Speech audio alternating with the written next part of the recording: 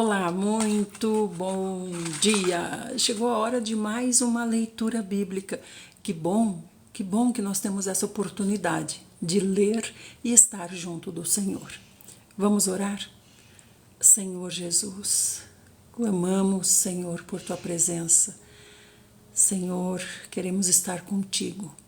Senhor, fala conosco, Senhor. Senhor, traz as pessoas para Te ouvirem. Senhor, e faz com que eu seja adequada para isso, Senhor. Nós Te amamos, Senhor. Fala conosco, Senhor Jesus. Amém. Amém, amadinhos do Senhor Jesus. Como vocês estão, meus amados? Ó Senhor Jesus. Senhor Jesus. Deixa eu ver aqui, porque nós vamos hoje nós vamos ler o Salmo 64. Ontem eu tive que ficar até tarde. Pardon, irmãos. Vamos lá. Então, nós vamos ler primeiro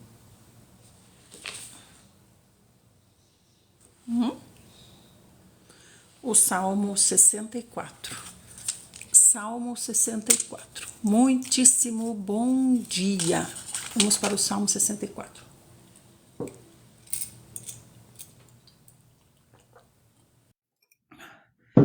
Ó Senhor Jesus. É um salmo que nosso pai Davi escreveu. E ele disse assim: Ouve, ó Eterno, minha voz, quando expresso o meu lamento. Protege a minha vida do inimigo ameaçador. Defende-me da conspiração dos ímpios e da ruidosa multidão dos perversos.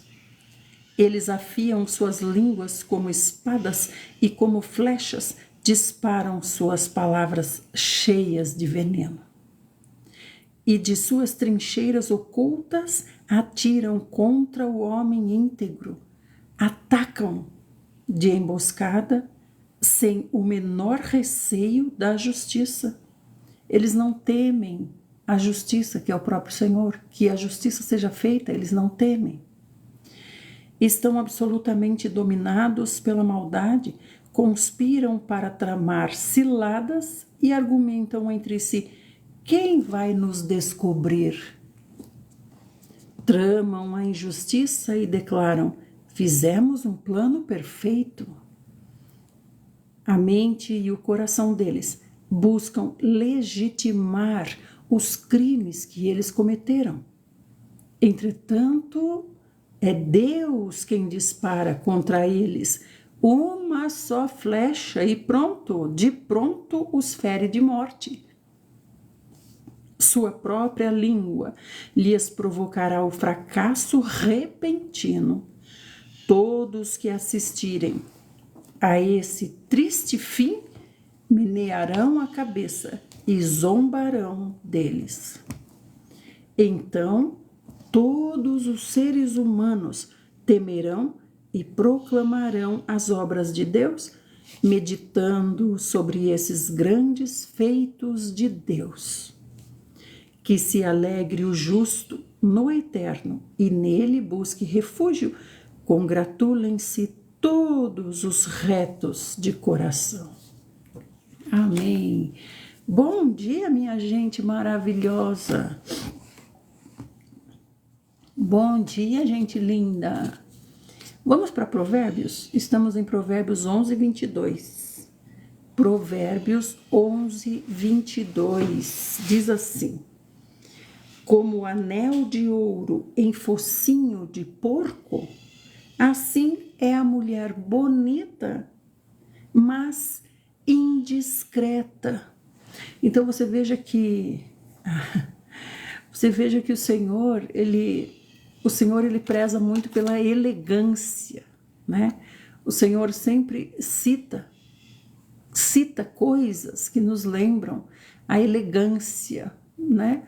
Então ele está dizendo assim: de que adianta uma mulher ser bonita e não digo nem escandalosa, mas uma mulher que quer aparecer, né? Então o Senhor acha lindo, o Senhor, tá? Os homens podem pensar diferente e pensam mesmo diferente, né? Sempre, o mundo sempre vai pensar diferente do Senhor. Mas o Senhor, e a Bíblia diz: o Senhor é o teu marido, Ele é o teu marido. E Ele está dizendo aqui, Ele está dizendo que não tem coisa mais feia do que uma mulher que é indiscreta, né? Esse indiscreto aqui é deselegante. Não é mulher que fala o que não deve falar. É claro que isso tem a ver com o caráter, mas o Senhor está falando aqui de beleza, de algo agradável de se ver. É disso que ele está falando. Então ele está falando como é bonito uma mulher elegante, uma mulher que sabe se portar, como a gente gosta de dizer aqui, uma executiva de Deus. Não é lindo mesmo? Agora, olha com o que ele compara a mulher que é indiscreta, a mulher que é deselegante. Ele compara com uma joia no focinho de um porco. Pense bem, por quê? Porque o que a acompanha é o porco. Por isso que ela está no focinho dele e ela ainda vai na frente. Ela é tão aparente, né? Olá, irmão Cirilo. Irmão Cirilo, olha que interessante. O Senhor está falando para nós aqui, ó, em Provérbios 11, 20. 22, né? Como anel de ouro em focinho de porco, anel de ouro, ou seja, um piercing de ouro no focinho de um porco. Assim é a mulher bonita, embora bonita, indiscreta. Então eu estou falando como o Senhor aprecia a elegância. O Senhor sempre fala isso. A beleza está na elegância. Então nós somos o quê? Nós somos essa joia de ouro, porque nós somos filhas. Nós temos um pai que é ouro puro, ouro translúcido, de tão puro que é em nós. Nós somos ouro também, porque somos filhas dele. Nós somos esse anel de aliança.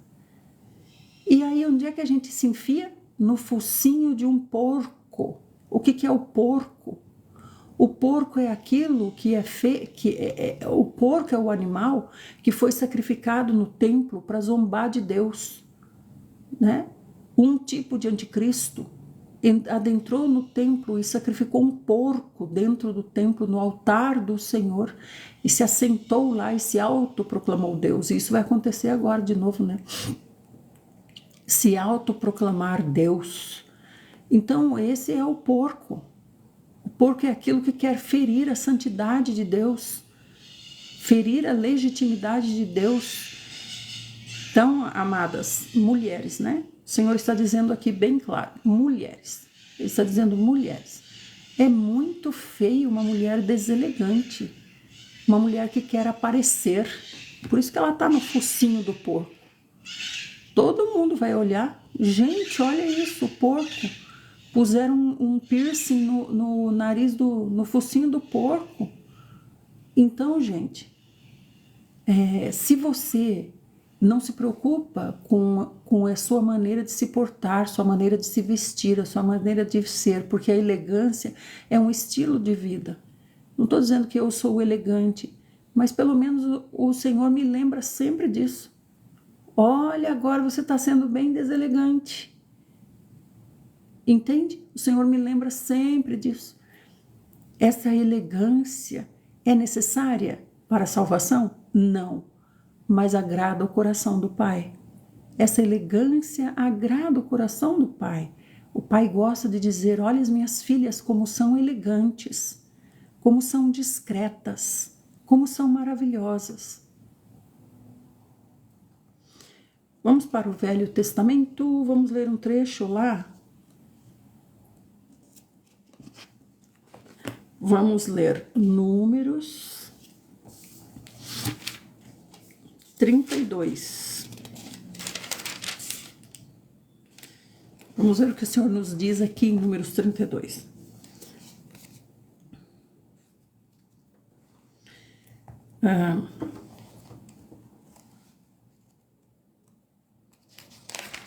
Ué, gente.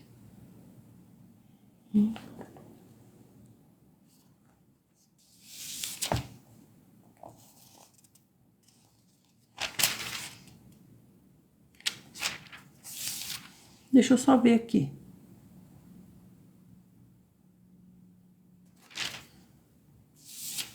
Números 32. As tribos na Transjordânia. Gente,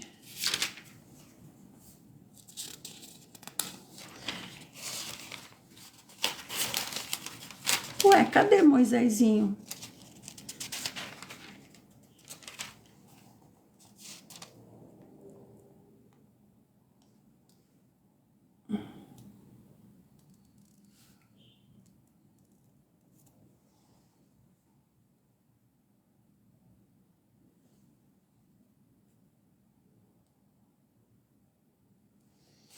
Ué, gente, lei sobre as promessas e votos, me perdi aqui.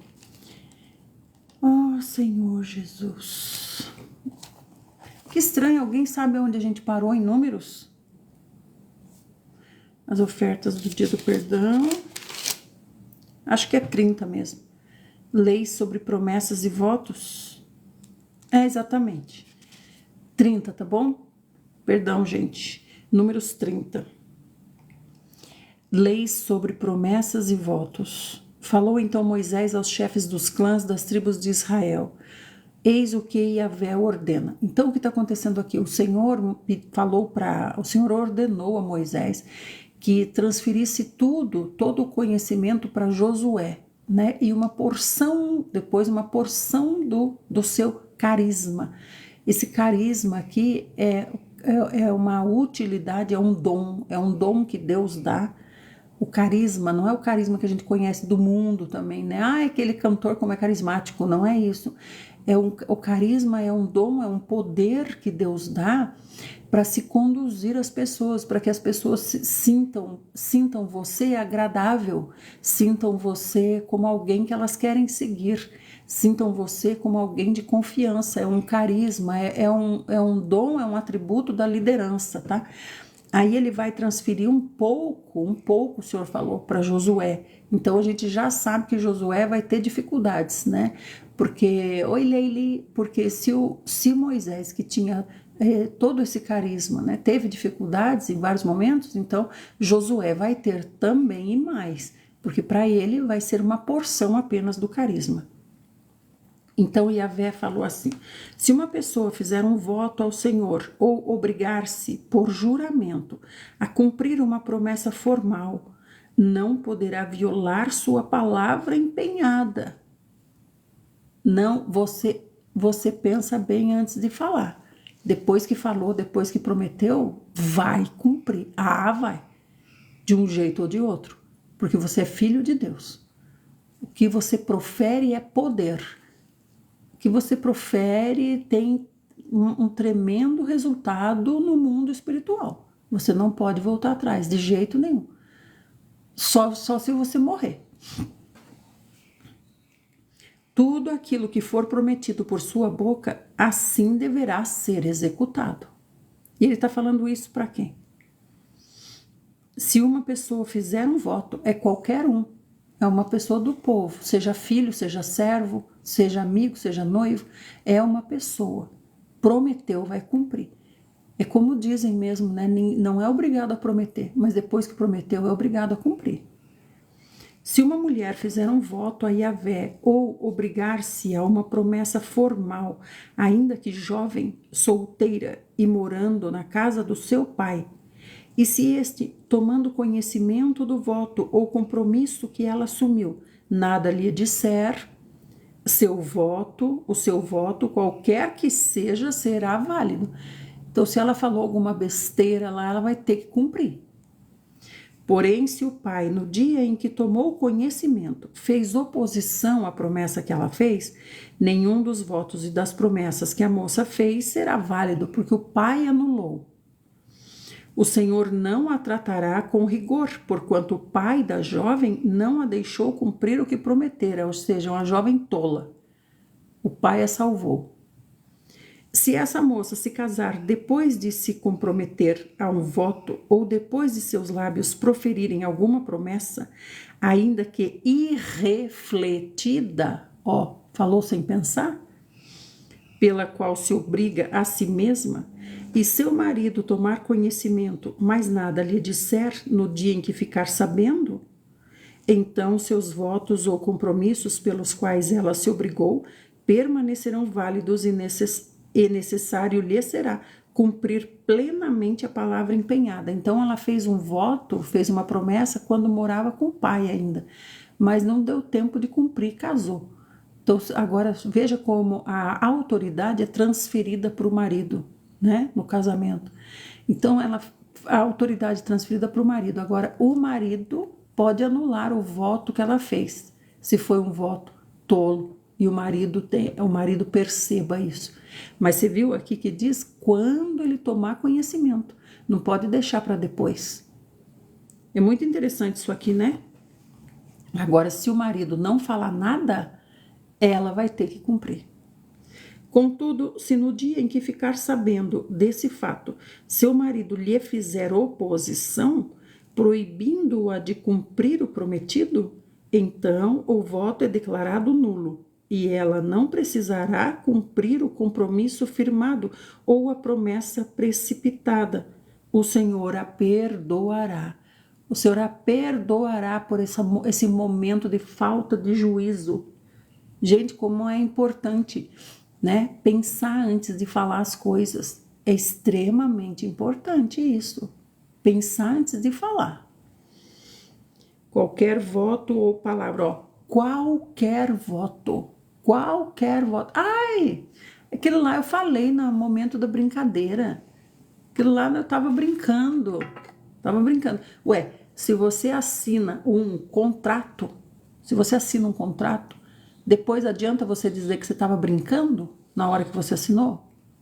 Que eu saiba, não. O que conta é a assinatura e não a sua emoção no momento que assinou. Então, se ela fez o que ela fez de forma precipitada, se o marido anular, aí o Senhor perdoará. Então, quando fala esse marido aí, é como dizer uma pessoa de melhor juízo, uma pessoa de bom senso, né? Chegou alguém de bom senso para salvar essa nécia aí.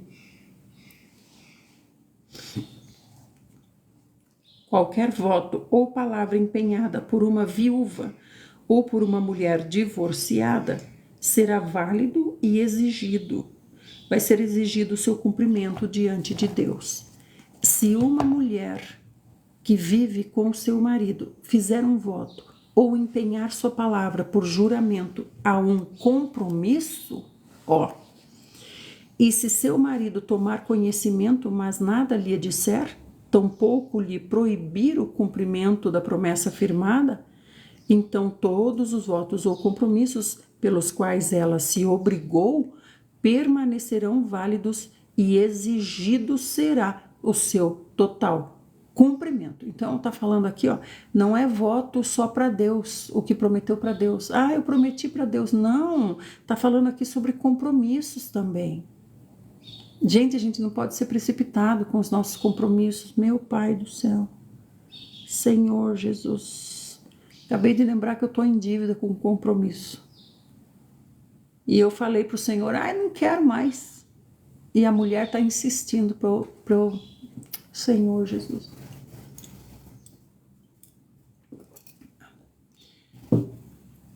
Senhor Jesus. Sabe quando você tá empolgado e fala uma coisa? Ajudo sim, faço sim, venho sim, vamos sim. Aí depois você não quer? Senhor, foi isso que aconteceu comigo. E a mulher tá atrás de mim. Senhor Jesus. Contudo, se o marido os anular assim que ficar sabendo deles, então nenhum dos votos e promessas que saíram dos seus lábios manterá sua validade.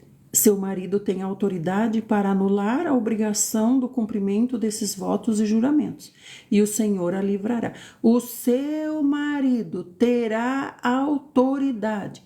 Gente, meninas, principalmente meninas, Você pode dizer que o seu marido não é de Deus, seu marido não teme a palavra, seu marido não quer saber das coisas de Deus, ou que o seu marido é um alcoólatra, seu marido, você pode dizer o que for. Deus não está dizendo aqui.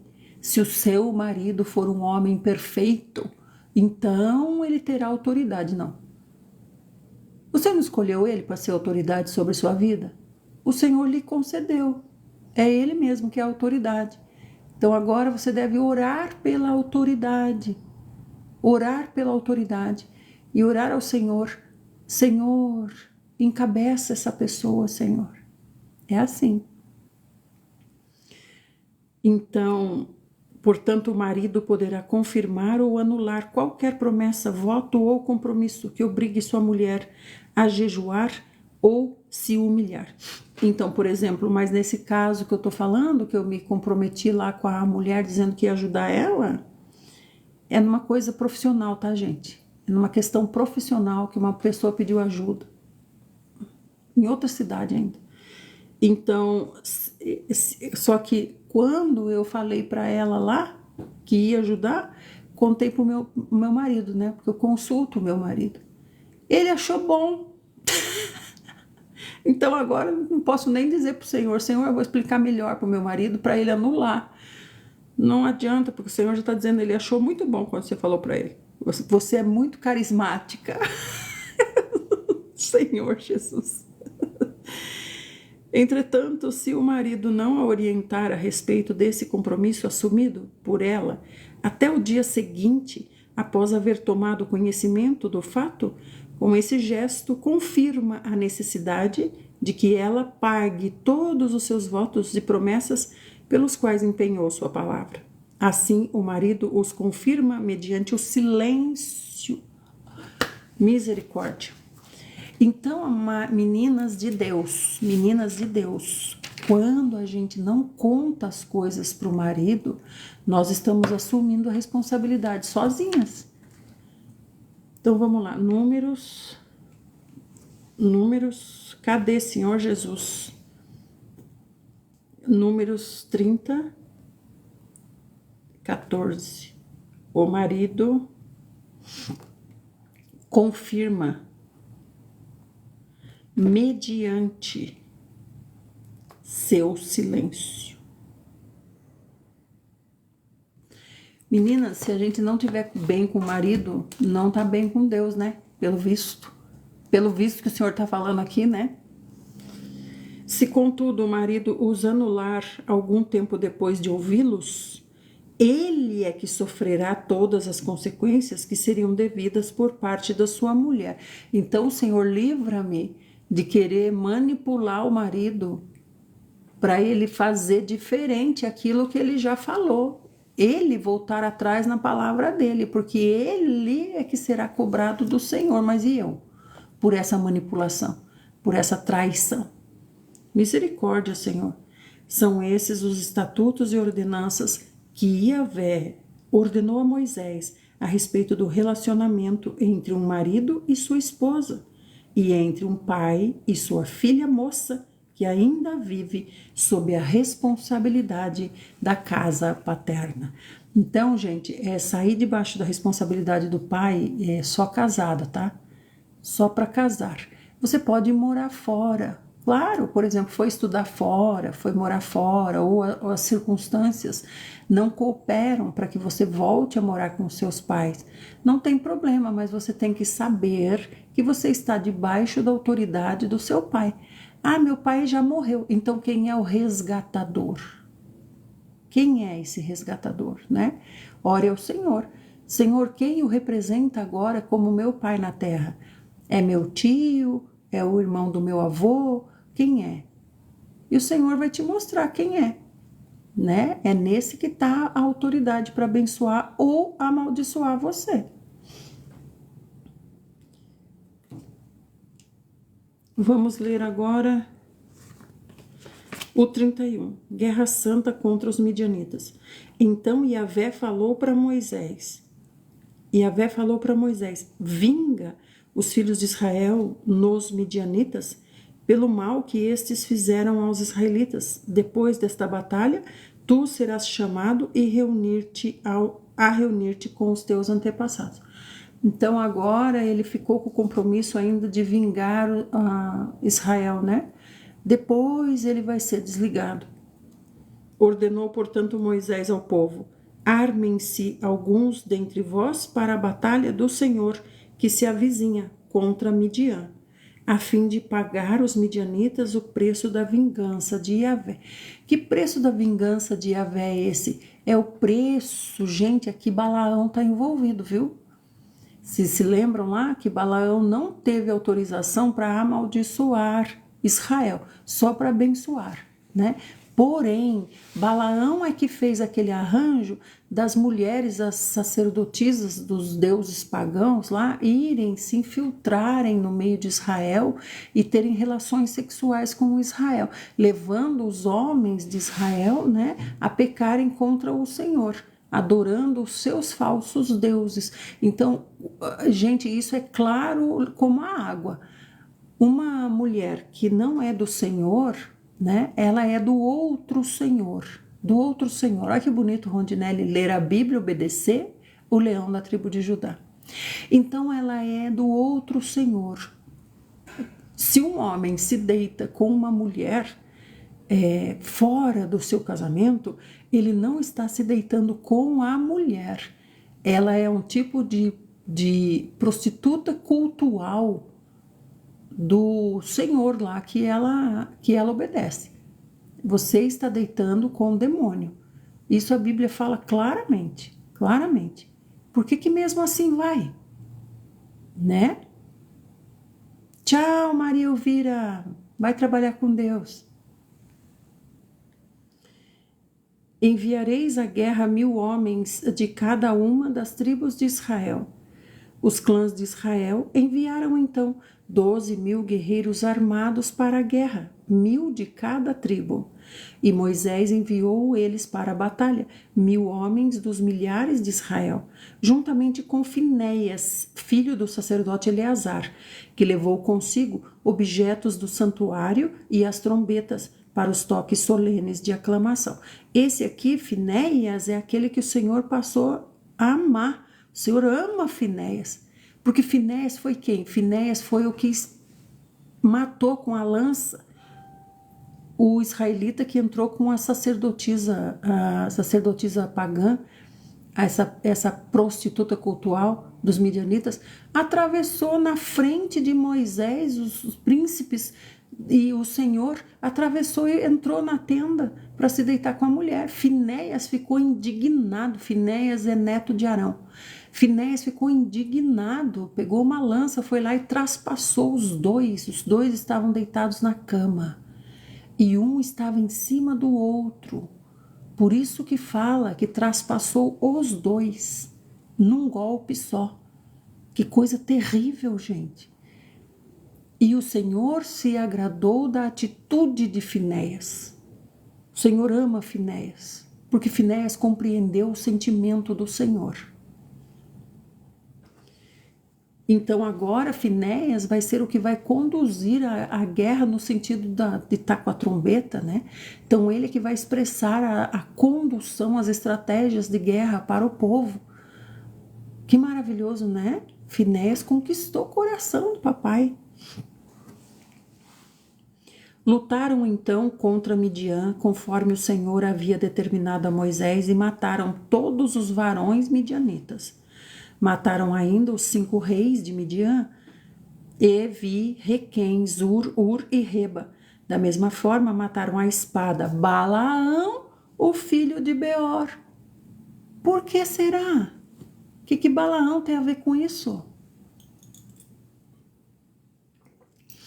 Os filhos de Israel levaram cativas as mulheres dos midianitas com suas crianças e tomaram como despojo de guerra todos os rebanhos e todos os bens dos filhos de Midian.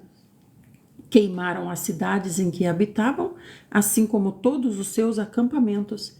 Em seguida, tomaram todos os despojos, tudo o que haviam capturado, incluindo pessoas e animais, E levaram os prisioneiros, homens e mulheres, e os despojos todos à presença de Moisés, ao sacerdote Eleazar e à comunidade de Israel em seu acampamento nas campinas de Moabe, junto ao Jordão, na altura de Jericó.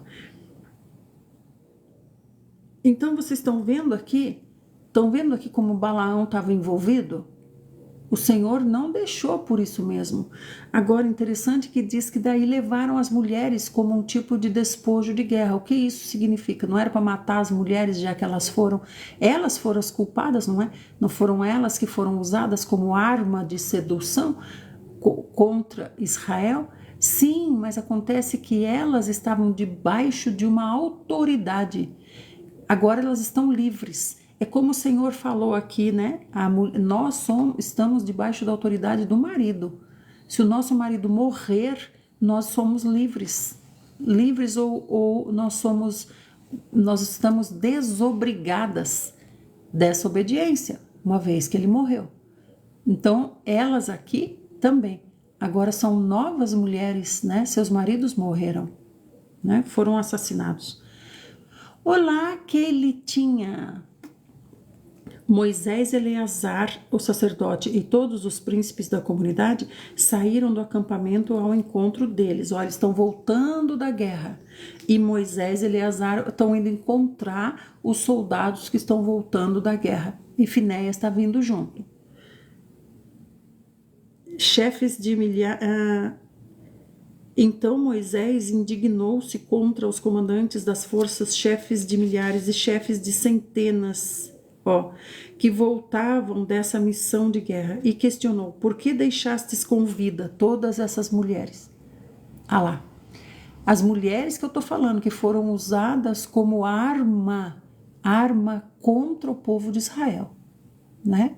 Eles levaram as mulheres. Vamos ver o que vai acontecer agora. Foram elas que seguiram o conselho de Balaão. Aqui, gente, vamos marcar isso aqui que é importante. Então aqui é Números 31. Mataram Balaão no 8. E aqui no 16 diz que foi por conselho de Balaão. Conselho de Balaão. Prostitutas cultuais. Vamos ver o que o Senhor vai falar. Foram elas que seguiram o conselho de Balaão e induziram os filhos de Israel a se perverterem contra Deus o Eterno, no caso de Peor, de modo que uma praga feriu a congregação do Senhor. Eu acho que foi aqui quando começou a praga e parece que 24 mil já tinham morrido quando Finéias fez isso, né? Fez justiça.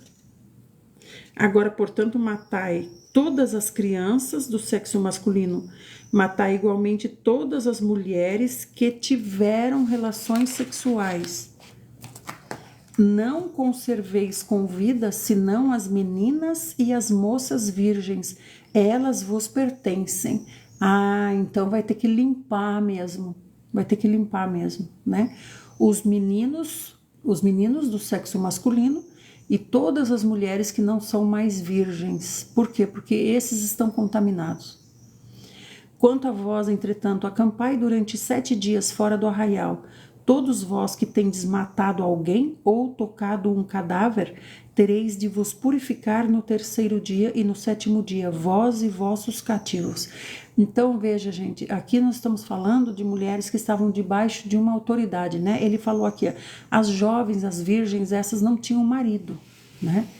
Então, aqui, mais uma vez, a importância do marido. Então, a mulher representa o seu marido mesmo, né? Então, elas estão contaminadas, essas aqui, com o outro Senhor.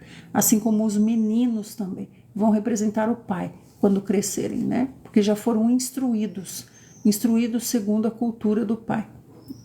Essa contaminação aqui, gente, é uma coisa extremamente perigosa, né? A gente se contaminar com certas coisas e ainda instruir os nossos filhos, né? Com relação a isso. Purificai também todas as roupas, todos os objetos de couro, todos os tecidos de pelo de cabra, todos os objetos de madeira. Eleazar, o sacerdote, orientou os combatentes que retornavam da guerra, dizendo para eles assim: esse é um estatuto da lei que o Senhor ordenou a Moisés. Contudo, o ouro, a prata, o bronze, o ferro, o estanho, o chumbo, todos os elementos que resistem ao calor das chamas, fazei que passem pela purificação por meio do fogo. Isso aqui o Senhor usa como exemplo para nós, quando ele diz que nós passamos pelo fogo, as nossas obras, né? As nossas obras passam pelo fogo. O que restar foi aprovado. Então ele está dizendo aqui: todavia será pelas águas lustrais da purificação que todos os objetos serão considerados completamente puros. E tudo aquilo que não resiste ao fogo devereis fazer passar pelas águas purificadoras. Lavareis as vossas vestes no 7º dia e ficareis puros. Depois podereis entrar novamente no acampamento. Então, o que não resiste ao fogo, como por exemplo a roupa, esse vai passar pelas águas purificadoras. Então o Senhor disse para Moisés: com Eleazar, o sacerdote, e os cabeças das tribos dos pais da congregação, faze a contagem dos despojos de guerra e dos cativos, tanto dos homens como dos animais. Dividirás, portanto, os despojos pela metade, entre os combatentes que foram à guerra e o conjunto da comunidade. Tá vendo como quem fica na retaguarda também recebe? Por isso que as mulheres que eu falo, nós trabalhamos na retaguarda, né, Elizabeth? Nós trabalhamos na retaguarda, enquanto o nosso marido é comissionado, né, para o trabalho do Senhor. Então nós vamos receber também o galardão. O Senhor está falando para dividir com quem não pôde ir para a guerra. Como tributo e louvor a Yahvé, cobrarás sobre a parte dos combatentes que lutaram na batalha, 1 para cada 500, tanto de pessoas como de bois e vacas, de jumentos, de ovelhas e de cabras. Tomarás isso da metade que pertence aos guerreiros e darás a Eleazar, que é o sacerdote. Então tem que também dividir o despojo com o sacerdote não foi. E darás a Eleazar, o sacerdote, como porção destinada ao Senhor. Da metade que pertence aos filhos de Israel, tomarás 1 de cada 50, tanto de pessoas como de gado, de jumentos e de ovelhas, de todos os animais, e os darás aos levitas, que têm a responsabilidade de zelar pela habitação de Yahvé. Então, para o sacerdote, maior é menos, é 1 a cada 500, e para os levitas é 1 a cada 50. Moisés e Eleazar, o sacerdote, fizeram tudo de acordo com as expressas instruções do Senhor a Moisés. Ora, os despojos que restaram da presa tomada pelos guerreiros israelitas foram 675.000 ovelhas e cabras. 675.000 ovelhas e cabras.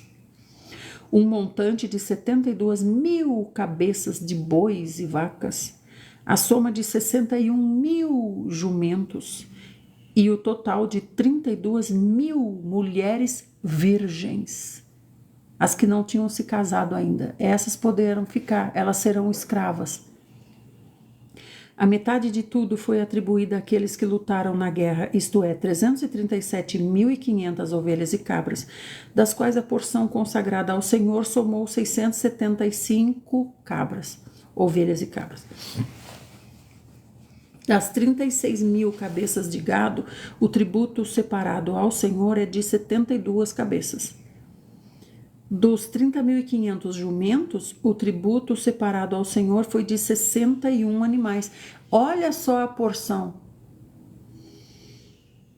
Das 16.000 virgens, o tributo separado ao Senhor foi de 32 moças. Essas vão ser escravas dos levitas, né? Assim, Moisés entregou a Eleazar o imposto determinado como uma oferta especial ao Eterno, o Senhor, exatamente como Yahvé havia ordenado. A outra metade pertence ao povo de Israel. Moisés separou da parte dos guerreiros, e essa foi, portanto, a metade pertencente à congregação israelita, com 337.500 ovelhas e cabras, um montante de 36 mil cabeças de bois e vacas, um total de 30.500 jumentos e 16 mil pessoas. Os homens eles mataram todos lá, né? Conforme as orientações do Senhor, da metade que pertencia ao povo, Moisés tomou um de cada 50, tanto de pessoas como de animais, e o concedeu aos levitas, que cuidavam do tabernáculo de Yahvé, a tenda sagrada. Então você vê que os levitas, eles cuidavam também das suas coisas. Os levitas também tinham suas ovelhas para pastorear, o seu gado para cuidar, a sua lavoura para cultivar. Eles tinham também, né, os seus serviços, rotina da casa. Então, amados, isso quer dizer que quem hoje se autodenomina um levita, que deve receber dízimo como um levita, ele também tem que ter a sua rotina, né? Ele não tem que ficar só recebendo tudo pronto. Então, aqui você vê que as ovelhas, os bois que foram dados para os levitas, têm que ser cuidados. Não é para levar a ovelha assada, o boi assado, né? Os oficiais do exército israelita, isto é, os comandantes dos batalhões e das companhias, apresentaram-se a Moisés e lhe propuseram: os teus servos fizeram a conta dos homens de guerra que estavam sob nossas ordens. Não falta nenhum deles. Que maravilhoso! Não houve baixa no exército de Deus. Nenhum só morreu. Obrigada pelos corações, amados. Nós temos mais ou menos meia hora de leitura. Então, como hoje eu comecei atrasada, né? Então, hoje a gente não vai a 50k, mas acredito que a 30k a gente consegue. Isso quer dizer que a gente trouxe 30 pessoas para cá. Então, como hoje eu falhei na minha responsabilidade de horário, vocês estão vendo como eu fiquei responsável por 20 pessoas que não podem ouvir a palavra hoje? Porque eu errei, eu falhei, eu pequei. Estão vendo? Se eu tivesse vindo no horário correto, nós teríamos 50 pessoas novas. Mas por minha falha, 20 pessoas foram prejudicadas. Senhor Jesus. Portanto, trazemos cada um em oferenda a Yahvé aquilo que achamos em objetos de ouro, braceletes, pulseiras, anéis, brincos, colares, para fazer expiação por nossas próprias vidas diante do Senhor. Moisés e Eleazar, o sacerdote, receberam deles aquela quantidade em ouro e todas as demais joias. Todo o ouro oferecido pelos líderes de milhares e pelos líderes de centenas que Moisés e Eleazar apresentaram como contribuição ao Senhor pesou cerca de 200 quilos. Cada soldado havia tomado despojos para si mesmo. Contudo, Moisés e o sacerdote Eleazar receberam o ouro oferecido pelos chefes de milhares e de centenas e o trouxeram à tenda do encontro, a fim de que se tornasse num memorial dos filhos de Israel diante de Yahvé. Aleluia! Louvado seja o Senhor. Tremendo, né? Senhor Jesus, Senhor Jesus. Vamos para o Novo Testamento, amados? Pode ser? Vamos para o Novo Testamento, nós vamos ler Lucas. Hoje nós vamos ler Lucas 4. Deixa eu ver se é isso mesmo, porque minhas marcações estão estranhas.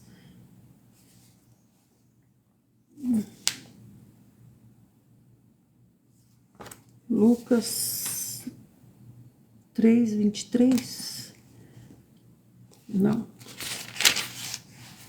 Lucas 4.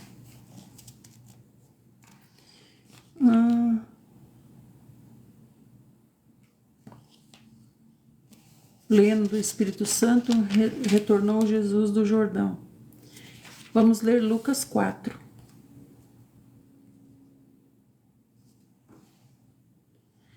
Amadinhos, vamos compartilhar a live agora? Para as pessoas virem ouvir o Novo Testamento? Põe o seu dedinho na tela, segura o dedo na tela e aí envia para todas as pessoas que aparecerem. Não aparecem todas as pessoas que você tem no seu TikTok, mas aparecem, se não me engano, 60 pessoas, algo assim. Então compartilhe a live agora para que as pessoas venham ouvir a palavra de Deus. Isso não é responsabilidade minha, isso é responsabilidade sua. A minha responsabilidade é dizer para você, compartilhe agora para que as pessoas venham. Então, as suas pessoas vêm através de você, não vêm através de mim. São as suas pessoas, né? Então, nós vamos ler Lucas 4. Lucas 4. Então, ontem a gente viu que o Senhor... Aliás, ontem não teve live, né, gente? Vocês nem se importaram, né? Ninguém falou que não teve live ontem, né? Deixa estar, jacaré. Ontem não teve live porque nós tivemos problema com a internet aqui no estado, aqui em São Paulo. Meu marido que estava falando que foi devido às inundações em São Paulo, né? Tivemos problema de internet ontem. Durou até umas 10 horas da manhã esse problema com a internet. Então ontem não foi possível transmitir a live. Eu entrei 2 vezes, fiquei tentando 2 vezes, mas não deu certo a live. Então ontem a gente viu o batismo do Senhor Jesus e viu a ascendência do Senhor Jesus, né? Até chegar a Adão, Deus nos mostrou. Foi subindo, né? Aqui tá Jesus e foi subindo, passou por Davi, foi subindo, passou por Noé, foi subindo, chegou lá em Adão, né? Sentiu, Eunice? Que bom, amadinha. Então esse é o filho de Adão que viria. É o novo Adão.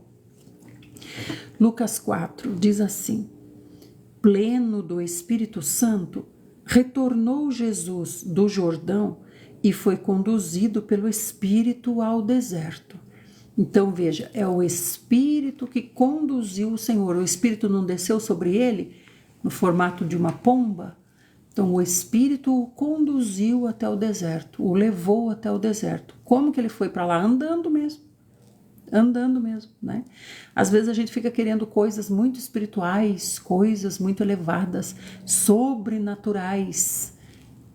E o Senhor está dizendo, você é humano, você vive na esfera humana. É na esfera humana que você deve estar. Então o Senhor foi para lá, onde enfrentou as tentações do diabo por 40 dias. Durante todos esses dias não comeu nada e ao fim desse período estava faminto. Agora é interessante que Mateus e Marcos dizem que ao fim do período o diabo veio. Agora Lucas está dizendo que durante todo o período ele foi tentado. Mas no fim do período ele estava faminto. Então o diabo lhe perguntou: se tu és o filho de Deus, ordena que esta pedra se transforme em pão. Então o Senhor, ele está confinado num corpo humano, né? O diabo nunca ficou confinado num corpo humano, mas o Senhor sim, o Senhor está ali, preso em um corpo humano, com uma mente humana, né? Então o diabo veio querer pôr dúvida no coração dele. Será que você é mesmo filho de Deus? Então nós também temos essas dúvidas às vezes, não temos? Será que eu sou mesmo de Deus? Será que eu tenho o mesmo Espírito dentro de mim? Mas Jesus lhe contestou: está escrito, nem só de pão viverá o ser humano. Então o Senhor veio, o diabo veio falar para ele, né? Se tu és mesmo o filho de Deus, então ordena que essa pedra aí se transforme em pão. O Senhor está 40 dias sem comer. 40 dias sem comer. Então o Senhor disse, está escrito, nem só de pão viverá o ser humano. Então o diabo o levou, agora sim, o levou a um lugar muito alto. Então agora o transportou, até porque ele não tem forças para fazer essa caminhada aqui. Subir uma montanha. Ele está 40 dias sem comer, né? Então a gente não sabe como foi essa condução aí. Mas sei que ele foi parar lá. Então o diabo levou a um lugar muito alto e lhe mostrou em uma fração de tempo. Então, aqui eu acho que é a tecnologia de novo, viu?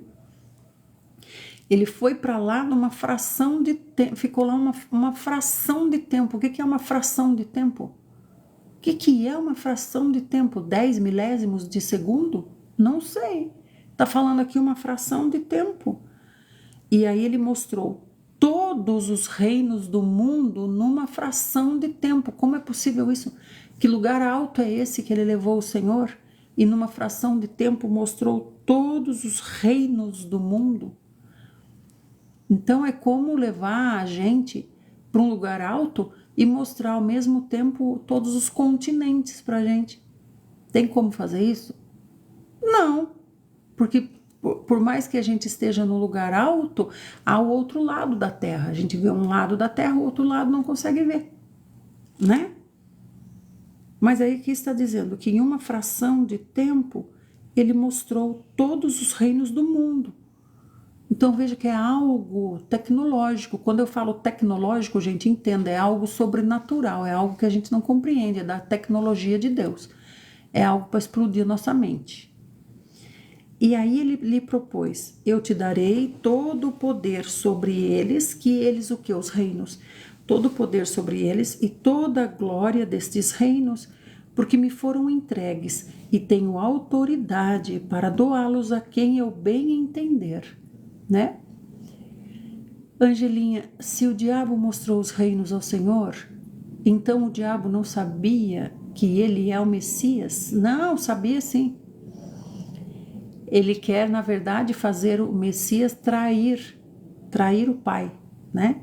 Ele está tentando suborná-lo, tirar da missão, né? Oferecendo para ele todos os reinos. Portanto, se prostrado me adorares, tudo isso será seu. Então, o que ele quer? Ele quer que o Senhor Jesus se prostre diante dele, reverenciando ele, né? Então daí ele diz: eu vou dar tudo isso para você se você fizer isso. Ou seja, o Senhor Jesus vai passar para o lado do diabo, assim como a terça parte dos anjos que ele enganou e passaram para o lado dele. Ele quer fazer o mesmo com o Senhor Jesus.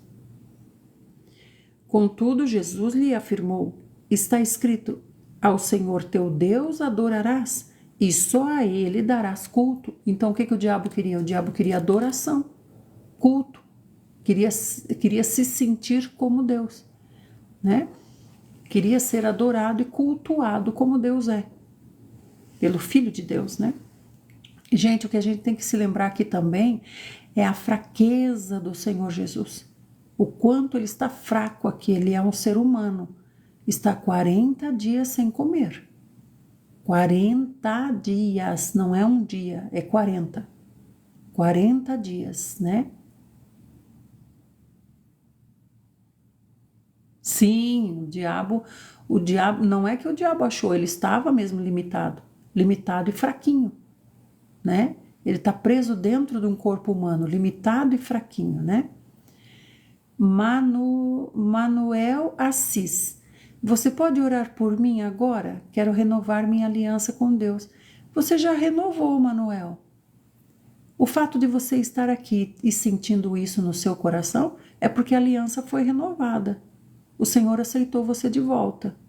É isso, né? Mas se uma oração vai fazer sua alma se sentir melhor, então nós vamos orar.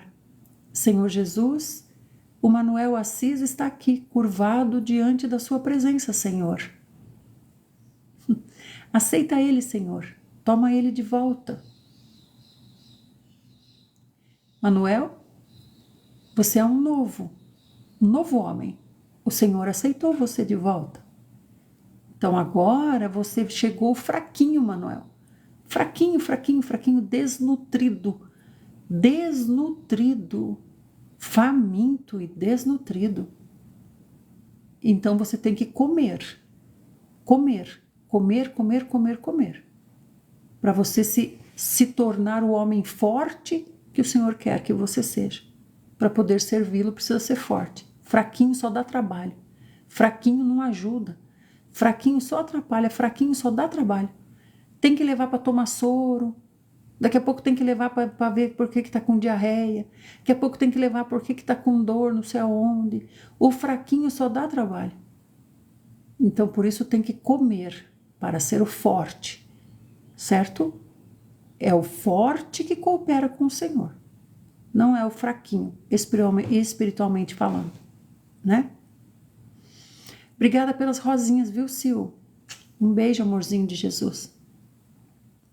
Certo, Manuelzinho? Cadê ele? Cadê o Deusinho conosco? Olha lá, Deusinho conosco. Deusinho conosco, você escutou? Comer a palavra.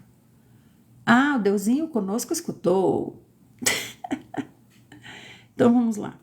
Em seguida o diabo, então Manuel, você é novo, você está novo, não estrague tudo. Não estrague tudo, você está novinho em folha. O Senhor retomou você. Permaneça na presença do Senhor. Não fira a rocha, obedeça. Em seguida, o diabo o levou para Jerusalém e o colocou sobre a parte mais alta do templo e o desafiou. Oi, Rosi, obrigada, amor.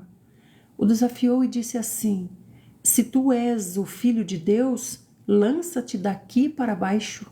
Lança-te daqui para baixo. Se tu és o filho de Deus. Então veja, primeiro o diabo tentou na questão da fome, né? Depois tentou na questão de riquezas, né? E agora está tentando de riquezas de poder, né? Na esfera humana, na esfera terrena, agora na esfera religiosa, né? Levou lá para o alto do pináculo do templo, da sinagoga. Se tu és o filho de Deus, lança-te daqui para baixo, pois como está escrito, aos seus anjos ordenará a teu respeito, para que te protejam. Eles te sustentarão sobre suas mãos, para que não batas com o teu pé contra alguma pedra. Não batas com o teu pé contra alguma pedra, essa proteção. Então veja que agora o diabo diz para ele, né? Ué, você vai ordenar aos anjos.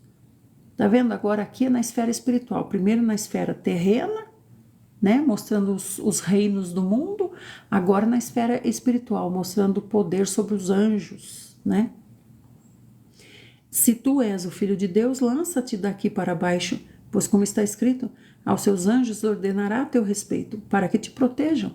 Eles te sustentarão sobre suas mãos, para que não batas com teu pé contra alguma pedra. Amados, isso aqui acontece na vida real, tá? A proteção dos anjos acontece na vida real, né? Agora, por que duas pessoas são de Deus? Por que um se machuca e o outro não se machuca? É porque Deus protegeu esse e não protegeu esse? Claro que não. Claro que não. Mas os anjos têm poder para dar proteção. Agora, por que acontece com um e não acontece com o outro? Só o Senhor pode explicar. Né?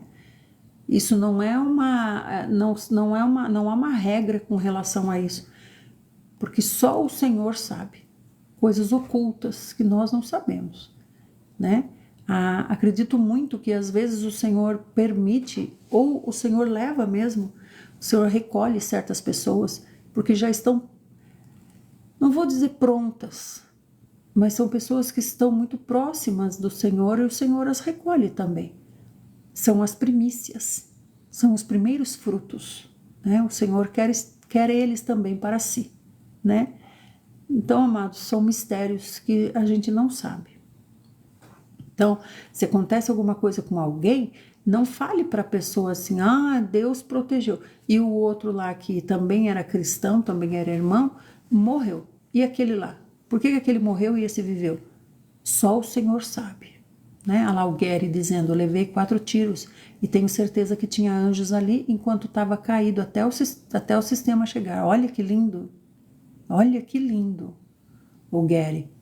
Sim, Gary, é certo que os anjos estavam ali com você, mas nós não sabemos se são anjos, porque um anjo é suficiente, né? O Senhor diz que o anjo do Senhor, se acampa ao redor daqueles que o temem e os livra. Um é suficiente, né? Nessa esfera humana, né? Agora o Senhor pode destacar o número de anjos que ele achar necessário, mas um é responsável por nós, Esse um é suficiente, né? O que fala lá em 2 Pedro 1, 20 e 21, Edilene? O que você está falando, Gary? Não entendi. Vamos ver o que a Edilene está falando? 2 Pedro. 2 Pedro 1, 20 e 21. 2 Pedro 1, 20 e 21. Antes de tudo, sabei que nenhuma profecia da Escritura provém de interpretação pessoal, porquanto jamais a profecia teve origem na vontade humana, mas homens santos falaram da parte de Deus, orientados pelo Espírito Santo. A Bíblia não é de interpretação pessoal. Por que você está falando isso? Não entendi. Até... o resgate, né? Até o resgate chegar, né? Sim. Ó, Senhor Jesus. Eu acho que a Edilene tá confundindo, Edilene. Você está confundindo interpretação de texto com interpretação pessoal. Né, Dídia? Interpretação pessoal que o Senhor está falando aqui é perverter a palavra para ficar do seu gosto. Nós não estamos pervertendo a palavra aqui para ficar do nosso gosto. O que nós estamos fazendo é interpretar o texto. Interpretar o texto é entender o texto, entender o que está sendo dito aqui. É diferente de interpretação pessoal. Isso vem dos perversos. Você está me chamando de perversa, Edilene? É isso que você quer dizer?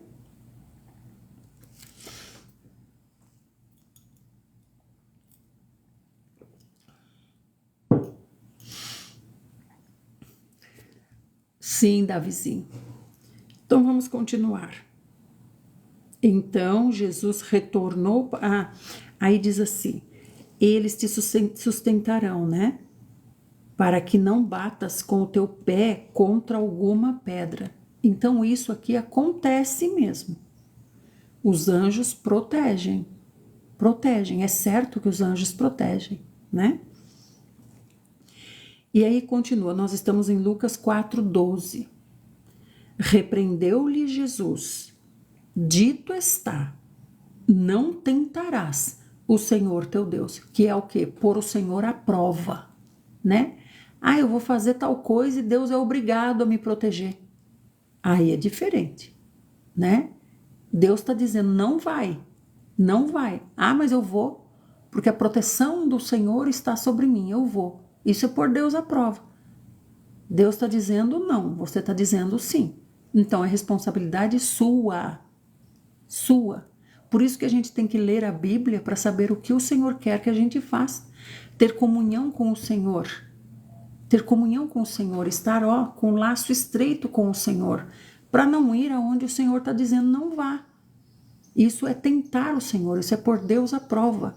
Porque o Senhor vai proteger, é certo que o Senhor vai proteger, mas o Senhor vai ficar contente com você?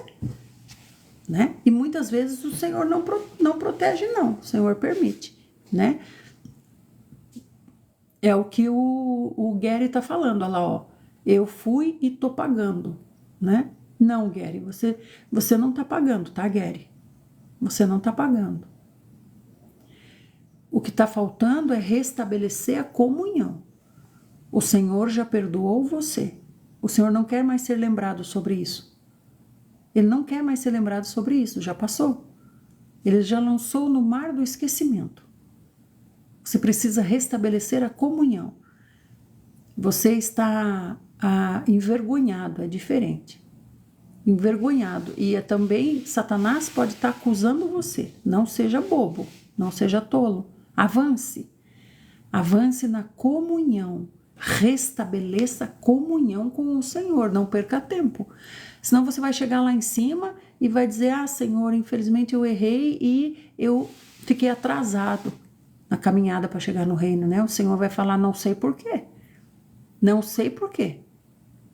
Quando eu disse, você está restabelecido, você está diante de mim, tudo volta a ser normal. Você é um guerreiro do Senhor. Você vai ficar pagando até quando? Se o Senhor Jesus já pagou.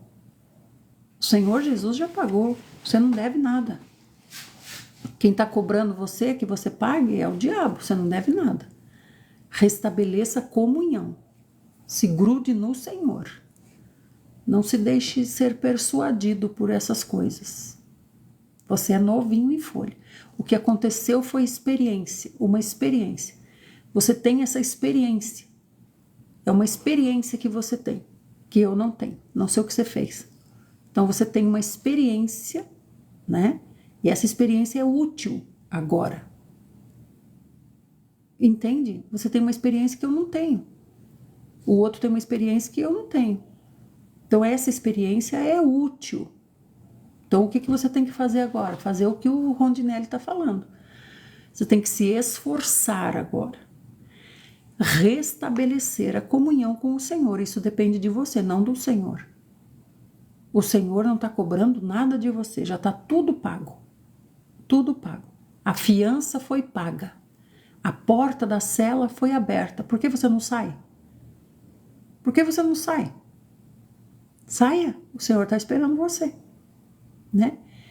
Cadê o Manuel? O Manuel está aí ainda? Manuel, você está aí? Você foi embora. Então, vamos ver até onde nós vamos ler.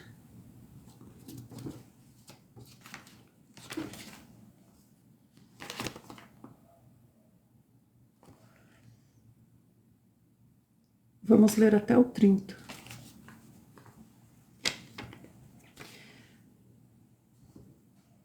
Muito bom, Gary. Vamos ler até o 30. Então, ser humano precisa de acolhimento e precisa ter muita fé, porque Deus está longe. Deus está longe de você, Davi. Senhor Jesus, gente, como vocês se autoflagelam. Longe é modo de falar. Meu Deus do céu. O Senhor fica triste. O Senhor fica triste. Como é que Deus está longe, Davizinho? Não entendi.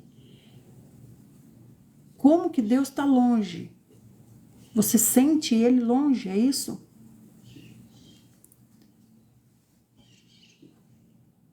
É, Davizinho? Você sente Ele longe? Não. Então por que você disse isso? Gente, como nós somos complicados, né? Vamos lá, vamos continuar, que a gente tem pouco tempo agora. Então Jesus retornou para a Galileia no poder do Espírito, e por toda aquela região se espalhou a sua fama. Ensinava nas sinagogas e de todos recebia manifestações de grande apreciação. Então ele ensinava nas sinagogas, ele entrava nas sinagogas onde o povo estava se ajuntado ali, né? Onde o Senhor não está longe, meninos. O Senhor não está longe. Quem está longe são vocês. O Senhor não está longe. Ele disse, eis que estou contigo todos os dias. Você é que tem que se voltar para ele. Ele está com você. Ele não está longe de ninguém, não. Vocês é que estão longe. Paz, Vicente. Então o Senhor está ensinando nas sinagogas e ele era muito apreciado por todos. Depois Jesus viajou para Nazaré, onde havia sido criado, e conforme seu costume, num dia de sábado, entrou na sinagoga e posicionou-se em pé para fazer a leitura. Olha que lindo o prazer do Senhor, né? Ir lá na sinagoga, fazer a leitura. Lá na terra dele, lá. Todo mundo conhece ele. A paz, Sheila. Foi-lhe entregue o livro do profeta Isaías. Ele desenrolou o livro e achou o lugar onde está escrito: O Espírito do Senhor está sobre mim, porque me ungiu para pregar o evangelho aos pobres. Ele me enviou para proclamar a libertação dos aprisionados e a recuperação da vista aos cegos, para restituir a liberdade aos oprimidos e promulgar a época da graça do Senhor. Em seguida, enrolou novamente o livro, devolveu-o ao assistente e se assentou. E na sinagoga todos estavam com os olhos fixos em sua pessoa. Então isso é uma coisa que a gente tem que entender. Quando o mestre se assenta é porque ele vai ensinar. Ele vai ensinar. O mestre se assentou, então todos se calem porque ele vai ensinar. Então ele começou a pregar. Hoje se cumpriu a escritura que vocês acabaram de ouvir. Não entendemos por que as situações que passamos, mas no tempo de Deus farão sentido. Sim. Comer a palavra, né, Rose? Comer a palavra, comer a palavra, comer a palavra. Sair de filho para servo, sair de servo para amigo. Para o amigo, o Senhor conta todas as coisas, né? Então, aí ele disse assim, hoje se cumpriu a escritura que vocês acabaram de ouvir. E todos exclamavam maravilhas sobre ele e estavam admirados com as palavras de graça que saíam dos seus lábios. Mas questionavam entre si, não é esse aí o filho de José? Então ele é conhecido lá. Ele não é o filho de José, o marceneiro? Como é que ele está falando essas palavras maravilhosas aí? No entanto, Jesus lhes replicou, com toda certeza citareis a mim o conhecido provérbio, médico, cura-te a ti mesmo. Faze aqui em tua terra o que soubemos que fizeste em Cafarnaum. Então a fama do Senhor chegou lá, né, na terra dele, lá em Nazaré. E Nazaré é uma terra não muito apreciada, né? Por isso que eles diziam assim, pode vir alguma coisa boa de Nazaré? E o Senhor veio de Nazaré, né, para quebrar a mente humana. Então o Senhor continuou a falar, realmente eu afirmo, nenhum profeta é bem recebido em sua própria terra. Gente, observe aqui que eles estão na sinagoga. O mestre se assentou para ensinar, né? Aqui é o culto, tá? Esse aqui é o culto. Então o mestre se assenta para ensinar, ele está ensinando e as pessoas têm liberdade de falar, né? Então eles questionavam entre si, não é este o filho de José? No entanto, Jesus lhes replicou, com toda certeza citareis a mim o conhecido provérbio, médico, cura-te a ti mesmo, faze aqui em tua terra o que soubemos que fizeste em Cafarnaum. E continua a falar, realmente vos afirmo, nenhum profeta é bem recebido em sua própria terra. Isso aqui é a intuição, o Senhor tá sabendo o que eles estão cogitando lá entre eles, né? No tempo de Elias, posso lhes afirmar com certeza que havia muitas viúvas em Israel, quando o céu foi fechado por 3 anos e meio e grande fome ocorreu em toda a terra. Contudo, Elias não foi mandado a nenhuma delas, senão somente a uma viúva de Sarepta, na região de Sidom. Então, tá vendo, gente? O que o Senhor está dizendo aqui? É para fazer o que é mandado fazer. Não é para fazer o que quer fazer ou o que os homens pedem para fazer. É o que é mandado fazer. Não, Sil. As pessoas estão cogitando entre elas, conversando entre elas. Fala aqui, ó. Mas questionavam entre si. Não é esse o filho de José, né? Mas com certeza, quando o mestre está ensinando, né? Por isso que ele é mestre. Os alunos, eles podem tentar se manifestar e o mestre dá permissão para falar, né? Por exemplo, quando eu vou pregar em algum lugar para as irmãs, eu falo, gente, vocês querem falar alguma coisa? Querem perguntar alguma coisa? E geralmente perguntam e falam, geralmente, né? Contudo, Elias não foi mandado a nenhuma delas, senão somente a uma viúva de Sarepta, lá na região de Sidom. Então, vocês estão vendo o que ele está falando aqui? Tem assim, ó, assim de viúva. Mas ele foi para uma, porque Deus o enviou para uma, não para todas. Então, gente, como é que a gente vai saber qual é essa uma que o Senhor está mandando a gente? É só tendo comunhão com o Senhor, só mantendo comunhão. Senão a gente vai por onde a gente quer, por onde a gente acha, né? Ah, eu acho que aquela lá. Ah, deixa eu ver, qual que é a mais pobre? Ah, a mais pobre é aquela ali, vou dar R$ 100 para ela. Mas é para ela que o Senhor está mandando? E se o Senhor está mandando você dar para aquela bem vestida? E você está julgando conforme sua mente humana. Por isso tem que estar em estreita comunhão com o Senhor para saber o que tem que ser feito, porque esses R$ 100 não é seu, é do Senhor. Você deu para a mulher errada, e agora? Você vai lá tomar da mão dela para levar para outra? Então, amados, é só a comunhão estreita com o Senhor que pode revelar a vontade do Senhor. Essa comunhão vem de onde? Vem da palavra. Vem de ler a palavra, é lendo a palavra que o Senhor fala. O Senhor não vai falar através do Zé, do Tião, da Maria, num caso extremo, pode ser que sim. Mas por quê? Porque você não tem comunhão com o Senhor, por isso que precisa vir de outro para você. Né? Ainda entra uns e fala, o que Deus tem para mim? O que Deus tem para mim? Deus tem alguma coisa aí para mim? Deus tem uma palavra aí para mim? Por que não só consegue comer? Né? Então, com essa estrita comunhão, o Senhor mostra o que deve ser feito. Então, esse exemplo dos R$ 100 achei muito bom. Você está com R$ 100 e o Senhor diz, você vai entregar esses R$ 100 para uma mulher. E aí você chega lá, tem 10 mulheres. Aí você, com a sua mente humana, fica procurando qual que é. Igual Samuel, né? Quando foi ungir Davi. Ele chegou lá e ficou falando, eu acho que é esse. Jessé começou a mostrar os filhos dele lá. Eu acho que é esse aqui. Eu acho que é esse. Eu acho que aquele nem lá estava, Davi. Então a nossa mente humana fica procurando.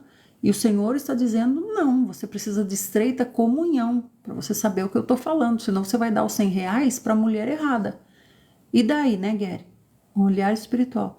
Daí, como é que você vai fazer? Você só tinha R$ 100. Você errou, e agora? Então precisa de uma estreita comunhão, né? Porque senão o Senhor fica em silêncio. Com os servos que não obedecem, o Senhor faz silêncio. Até com Moisés, o Senhor fez silêncio. Moisés bateu na rocha 2 vezes, o Senhor ficou em silêncio.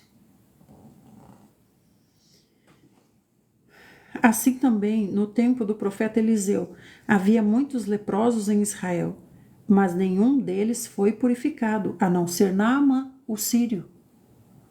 Então, o Senhor, eles estão cogitando no coração deles, por que ele não faz os milagres aqui no nosso meio, em Nazaré? Então, o Senhor está dizendo, porque eu obedeço o Pai, né? Então, Elias foi para uma mulher, tinha assim de mulher, pobre, assim de mulher precisando. Elias foi para uma que o Senhor mandou. Da mesma coisa ele está falando Eliseu, tinha assim de leprosos, leprosos. Mas o Senhor mandou ele curar Naamã. Então, gente, para saber isso, quem que deve ser curado, quem que deve ser ajudado, quem que deve, tem que ter uma estrita comunhão com o Senhor. Vou dizer para vocês um erro que eu acabei de cometer.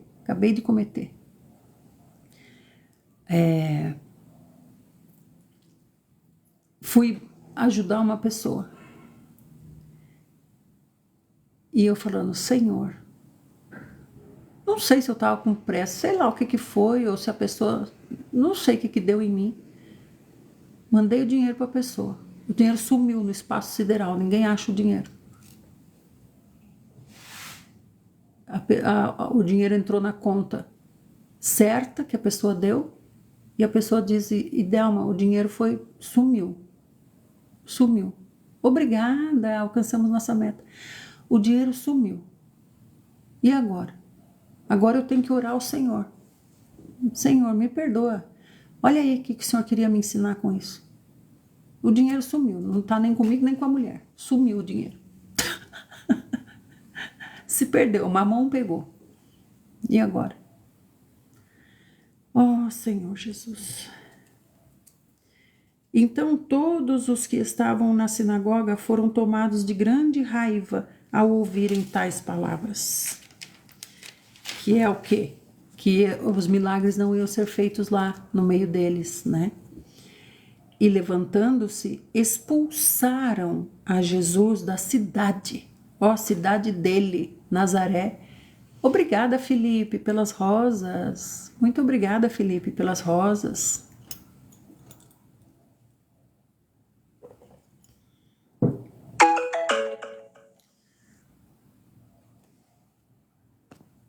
Muito obrigada, Felipe, pelas rosas.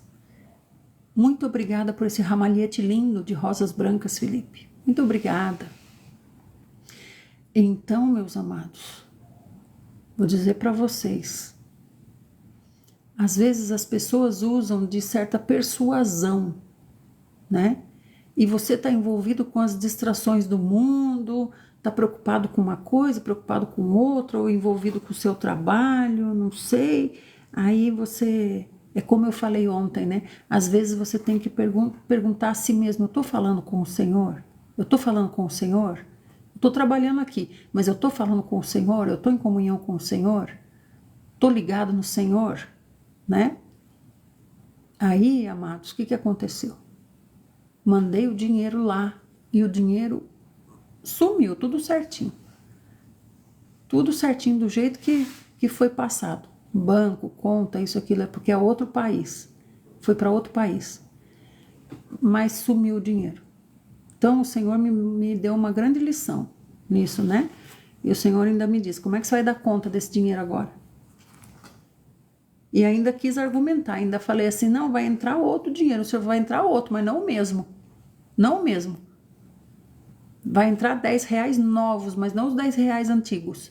Então, se vem 10 novos, era para ter 20. Cadê o 10 anterior?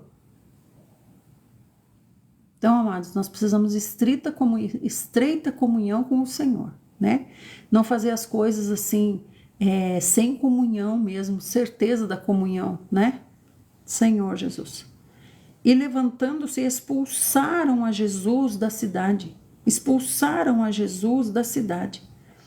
E levaram ele até o topo da colina sobre a qual a cidade havia sido edificada, com o propósito de jogá-lo de lá, precipício abaixo.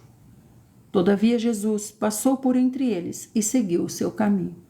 Então, olha só o Senhor encapsulado. Vocês lembram de Moisés encapsulado? Vocês lembram disso? De Moisés encapsulado, passando pelo granizo?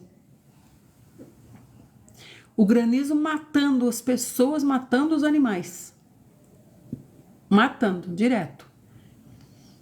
E Moisés passou, encapsulado pelo granizo. Né, Gary? É o anjo, Gary. É o anjo, encapsula a gente. E vai, né? Ó aqui o Senhor encapsulado aqui agora, né? Então, olha aqui o Senhor, ó. Eles levaram ele para lá. Levaram ele até o topo da colina, sobre a qual a cidade havia sido edificada, com o propósito de jogá-lo lá de cima, precipício abaixo. Isso aqui é o apedrejar, tá? Morte por apedrejamento é isso aqui. Não é jogar pedra na pessoa, é isso aqui, eu vi o judeu explicando. Morte por apedrejamento é isso, é lançar a pessoa precipício abaixo. Então iam fazer isso com o Senhor. Assim de gente. Todavia, Jesus passou por entre eles e seguiu o seu caminho. Como é que pode uma coisa dessa? É o Senhor encapsulado, né?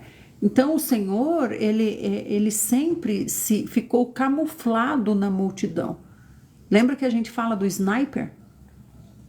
O sniper, ele está sempre camuflado, ele não aparece. O que o Senhor falou hoje para nós da mulher? Nós não somos as executivas do Senhor? Bonitas, lindas, maravilhosas, porém discretas. Discretas, elegantes e discretas, né? O que tem que aparecer é Cristo, não nós. Então, veja, é como o Senhor está falando, nós somos esses sniper camuflado no meio do povo. Está aqui o Senhor camuflado, tanto é que ele passa, E os outros não falam, opa, ele tá fugindo aqui, tá escapando aqui. Não, ele é um homem comum como os demais. Ele tá passando pela multidão tranquilamente e saindo.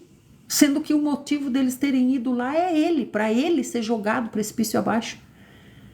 Então essa aqui é a melhor definição do sniper. Todavia, Jesus passou por entre eles e seguiu o seu caminho. E eles ficaram lá discutindo, porque antes desse apedrejamento tem que haver uma discussão, tem que haver um ritual, tem que falar os motivos, porque senão eles vão tomar sobre si o sangue de um inocente. Eles não podem tomar sobre si um sangue de um inocente, né? Então ficaram lá provavelmente discutindo e o Senhor aguardando, vou ser jogado ou não vou ser jogado? Mas ele ignorou tudo isso, essa infantilidade. Ignorou a infantilidade dos homens e seguiu o seu caminho. Nem olhou para trás. Passou e foi. Deixa eu ir fazer meu serviço que eu ganho mais, né? Todavia Jesus passou por entre eles e seguiu o seu caminho. Pronto, aleluia, louvado seja o Senhor. Esse é o sniper encapsulado que está passando, né? E outra coisa muitíssimo importante que eu vejo que o Senhor quer falar conosco é essa questão da discrição. Nós temos que estar camuflados no meio em que o Senhor nos envia.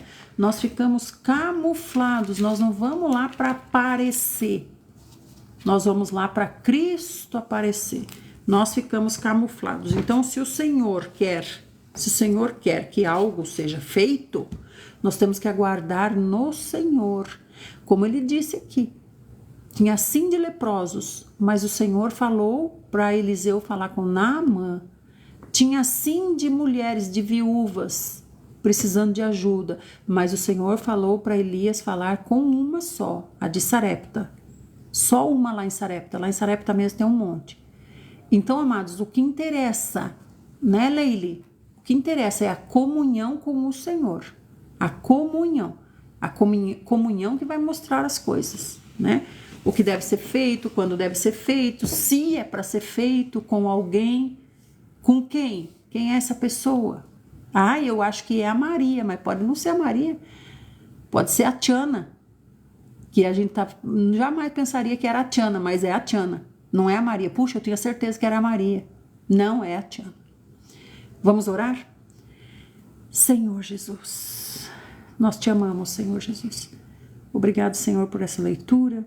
Obrigado, Senhor, pelo que o Senhor nos falou a respeito dessa descrição. Obrigado, Senhor, também a respeito da comunhão, Senhor. Obrigado, Senhor. Nós te amamos, Senhor.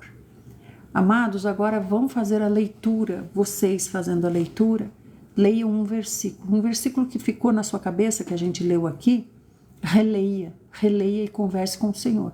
Principalmente esse último versículo agora, né? O Senhor sair da multidão, passar pela multidão e ir embora. Fiquem todos bem, amados. Fiquem bem. Passaram por aqui 5.400 pessoas, 18 novos seguidores e 75 diamantes de 10 presentes, né? E aí aqui, não é aqui, tem um lugar, eu não lembro o lugar que a gente abre, e fala, aqui ó, 208 pessoas entraram por recomendação. Então essa recomendação é os corações e o compartilhamento, tá bom?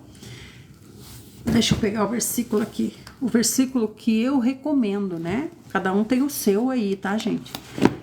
Mas eu recomendo Lucas 4:30. Lucas 4:30. Fiquem bem.